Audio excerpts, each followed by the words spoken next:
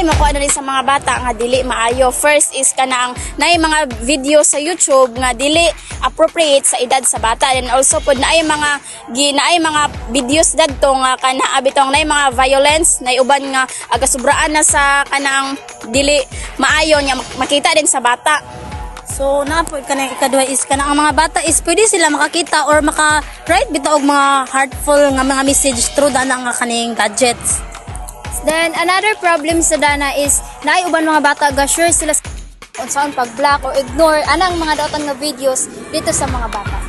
Some video sa bata like nga napamatuod nga like matanaw nila pero dili tinaw, di ba na makita sa video nga dili tinaw, example lang ng horror like pinataya, di ba dili may ginatinood sa in real life, like nabito sila makita nga sa video nga dili dapat nila makita kay dili tinuod. So, ang first nga maapektuhan ani is ang mga bata. Tungod kay, di ba, ang mga bata is mao pa na sila mag-learn, mao pa na sila magtuon kung sa ilahang kinahanglan-tun-an. Then also pod kanang makakopy sila og mga unsafe nga behavior dito sa ilang nakita nga videos. So ikaduha pod nga maapektuhan is ang parents. So kung si parents wala kabalo kung unsa ang ginatanaw sa iyang mga bata, until nga late na nila mabalaan nga dili dito maayo. So need jud og guide ang mga bata like sa parents. Then another pud nga gakaapektuhan is ang teacher. Kay need magyapon nila isakto kung unsa ang mga nakita sa bata nga dili maayo dito sa videos. So first nga buhaton is ang parents or teacher is kailangan mag-use siya og video sa YouTube nga safe para sa mga bata og dapat appropriate na nga videos nga tanawon sa mga bata. Then ang ikaduha pod para sa safety sa bata kailangan nato i-check kung unsa lang gitanaw, then sa ilang natanaw ato pong i-ask kung silang na-feel like nakafeel ba sila happy or na ba sila nato na ilang gitanaw.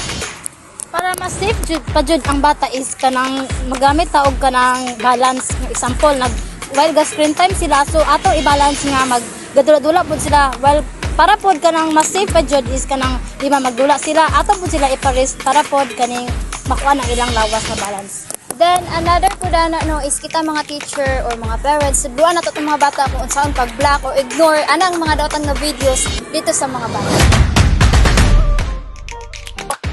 How to teach healthy digital habits. So first is imong i-question ang mga bata ug unsa iyang nangatun-an ato nga videos, and also kanang pangutanan nimo siya og kani ang unsay naa ana iyang gitan-aw ug unsay mga importante anang iyang gitan-aw.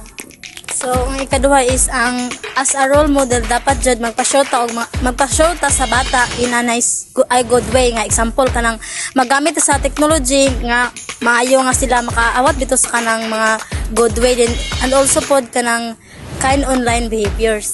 Then ang ikatulo is talk openly, which is kanang mag-ask sa bata if kung silang na-feel about silang gitanaw, like kung silang gitanaw pangutanan ba nimo og nalipay ba sila, naka-relate ba sila ana nga movie. And aside from that, dapat i-encourage na to mga bata to learn about sharing, friendly, and kind.